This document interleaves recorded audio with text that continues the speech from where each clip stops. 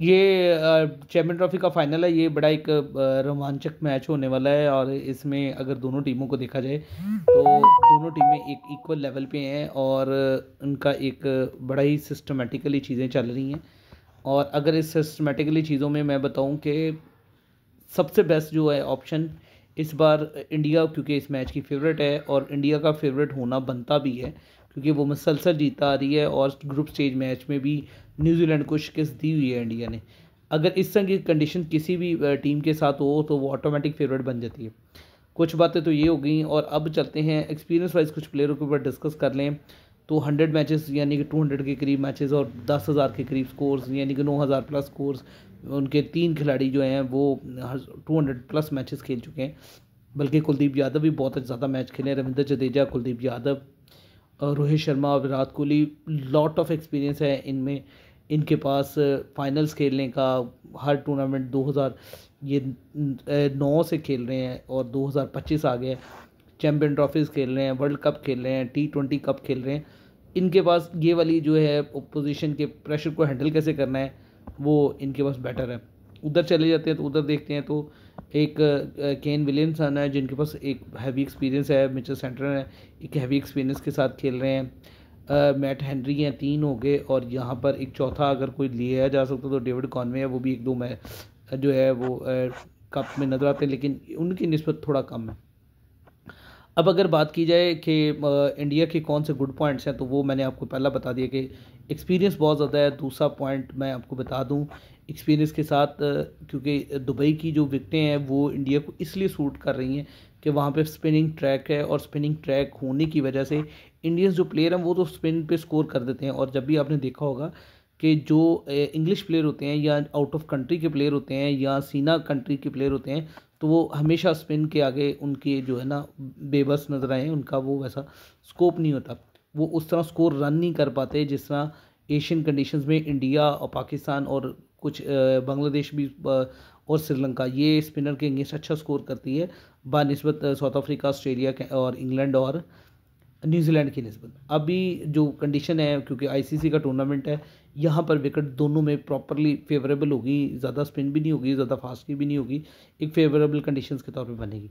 तो इसलिए यहाँ पर मैं इंडिया को ज़्यादा पॉइंट दूंगा कि अगर थोड़ी सी भी स्पिन को ऑप्शन मिलती है तो India much better than to New Zealand. अब अगली बात करते हैं, इंडिया को एक और जो फेवरेट पॉइंट मिल रहा है यहाँ पर वो है जी उनकी बॉलिंग का। बॉलिंग में स्पिन है और उसमें ऑलराउंडर्स बहुत अच्छे हैं। अक्षर अक्षर पटेल बहुत ज़बरदस्त ऑलराउंडिंग बैट्समैन है, लेफ्टी हैं, बहुत ज़बरदस्त बॉल करते हैं, बहुत ज़बरदस्त बैटिंग कर रहे हैं। हार्दिक पांड्या यानी कि फास्ट बॉलर हैं और साथ में बैटिंग बहुत ज़बरदस्त कर रहे हैं। रविंद्र जडेजा स्पिन बॉलर हैं, साथ बैटिंग बहुत अच्छी कर रहे हैं। लेकिन ऐसा एडवांटेज जो है न्यूजीलैंड के पास नहीं है। ब्रेसवेल बॉलर तो हैं लेकिन इतनी अच्छी बैटिंग नहीं कर पा रहे। मिचेल सेंटर बॉलर तो हैं लेकिन एक अच्छी बैटिंग नहीं कर पा रहे। तो इसमें दो ये जो मेजर डिफरेंस है वो ये हैं। अब आगे चलते हैं, तीसरी जो मेजर डिफरेंस है जो इंडिया को बाकियों से ज़्यादा बेहतर कर रहा है इसमें कि उनके जो एक तो एक्सपीरियंस प्लेयर वो स्कोर कर रहे हैं और उनके नॉन एक्सपीरियंस प्लेयर जिसमें शेखर अय्यर, अक्षर पटेल और शुभमन गिल, इन तीनों की सेंचुरीज हैं और तीनों परफॉर्म कर रहे हैं। तो ये भी उनके लिए पॉजिटिव एज है। India is better than to New Zealand. अब चलते हैं न्यूजीलैंड के ऊपर। न्यूजीलैंड की क्या स्ट्रेंथ है, और न्यूजीलैंड की एक ही स्ट्रेंथ है वो है जी केन विलियमसन और दूसरी स्ट्रेंथ है मिचेल सेंटर। अगर इन दोनों को की परफॉर्मेंस की बेस पर ही न्यूजीलैंड ये मैच जीत सकती है और इन दोनों में एक ने बैटिंग में परफॉर्म करना है और एक ने बॉलिंग में परफॉर्म करना है।